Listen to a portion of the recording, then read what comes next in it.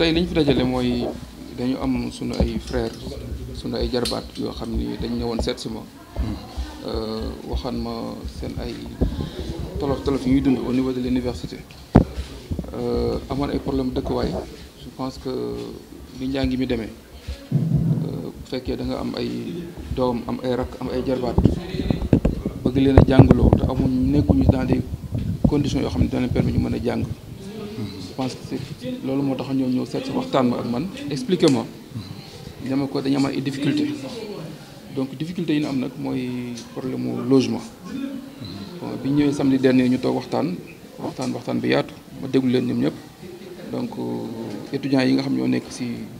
université yi nekk Sénégal yëpp ku nekk wax ma sa bëgg-bëgg nga xam ni buñ ko amoon peut-être dina leen dimbali seen wàllu jàng donc ci loolu nag laa jëloon ay décision waxoon leen man dina leen appuyer pour subventionner leen à hauteur de 5 millions de francs CFA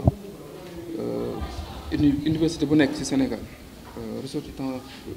étudiant Tivaouane bu nekk man ni dinaa fexe jël ñaari appartement donc fayal la caution bi fayal la aussi le mois d'avance pour que au moins ñu mën a nekk seen jàng donc li ma waraloon ndaje bi tey pour ñoo def la remise symbolique jébbal leen aussi tamit ay benn lot de matelas toll ci 60 matelas yoo xam ne dañ ko jox étudiants yi aussi. si loolu aussi waxoon nañu aussi seen ay difficultés si wàllu photocopieuse imprimante ñu jébbal leen tey aussi imprimante multifonction 6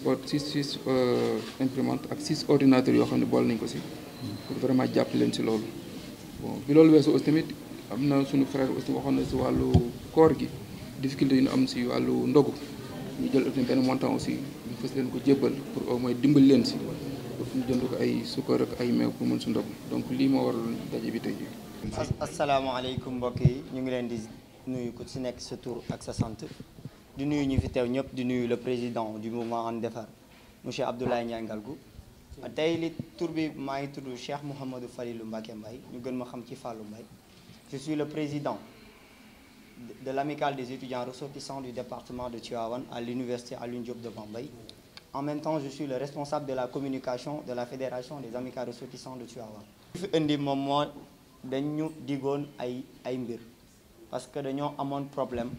ñëw diis ko ki nga xamante ni moom mooy le président du mouvement And Defar balaa ñuy remercier geste yi mu def maanaam indi ay solution ci problème yu ñu amoon dimbali ñu ci ay kër ci logement dimbali ñu ci volet pédagogique wàllum jàng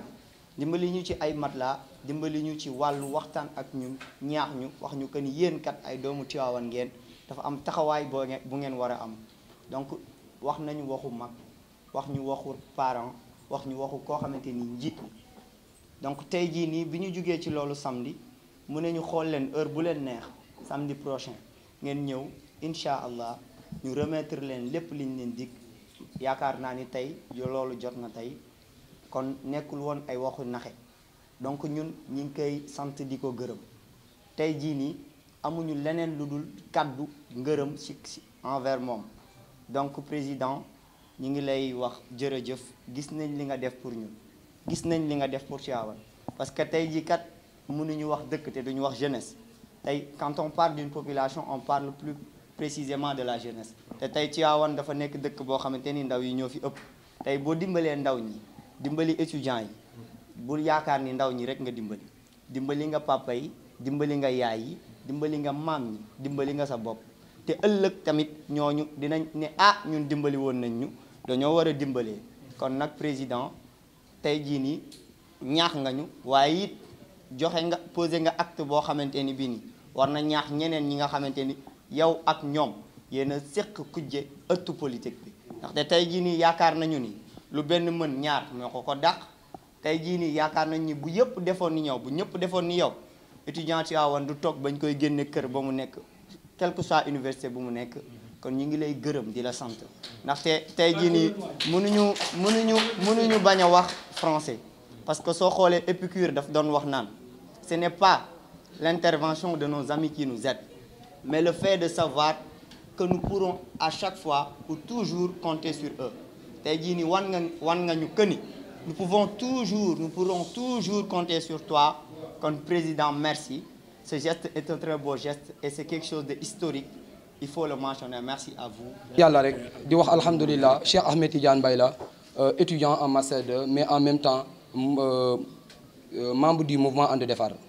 lii yombul nga soxla yuuxu ñu wàllu la 2019 defoon na ko 2020 defoon na ko ci moment Covid bi j'étais le chargé des finances de l'ADERT mu ñëw jox ñu autoroute 1,280,000 joxaa ñu 700,000 francs kon tey bu ñëwee jox ñu autoroute 10 millions dañ koy mën a remercier ni ko vraiment delloo na buum ca mbooy mbooy ga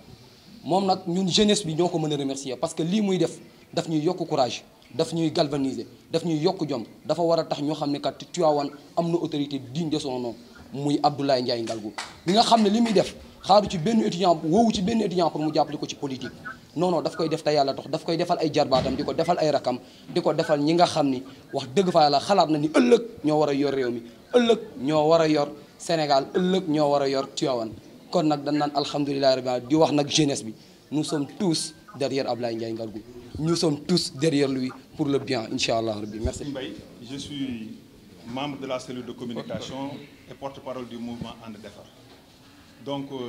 nous nous sommes réunis ce soir chez le président du mouvement And Defar, Abdoulaye Ndiaye Ngalgou. Cette rencontre est la suite logique de la démarche de M. Abdoulaye Ndiaye Ngalgou ici dans la commune et dans le département de Tivaouane.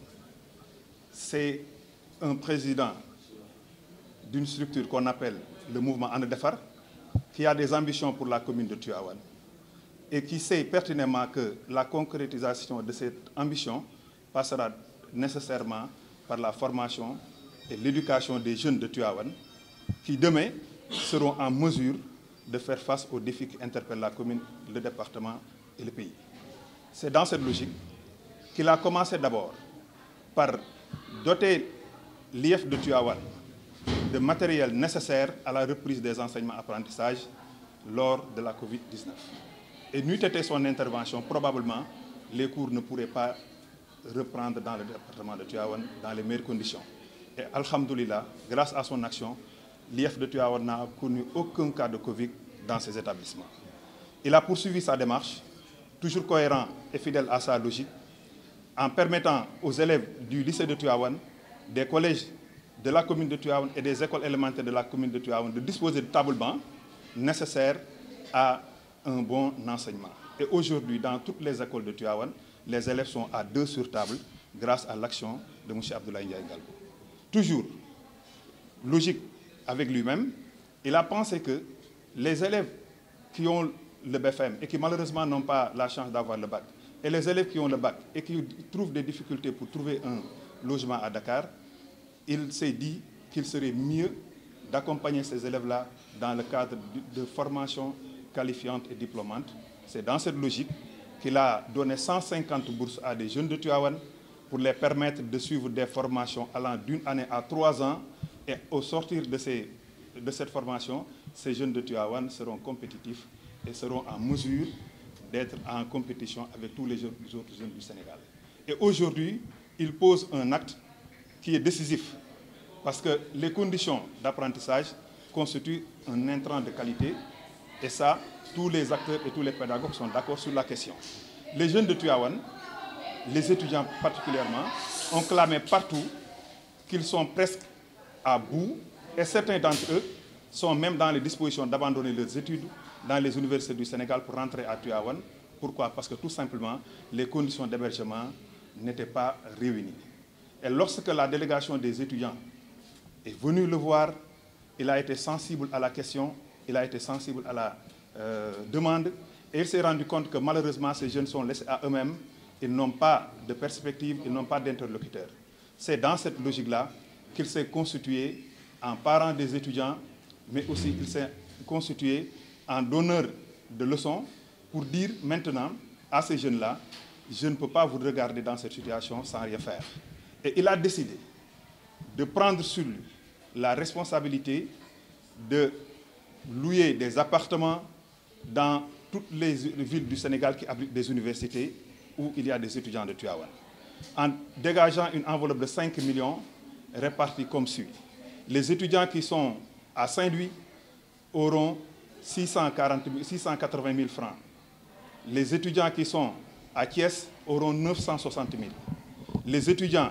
qui sont à Ziguinchor auront 600 000 francs. Les étudiants qui sont à l'université de Sine Saloum auront 600 000 francs. Les étudiants qui sont à Dakar auront 1 million de francs. Et les étudiants qui étudient à l'université de Bambey vont recevoir une enveloppe de 640 000 francs.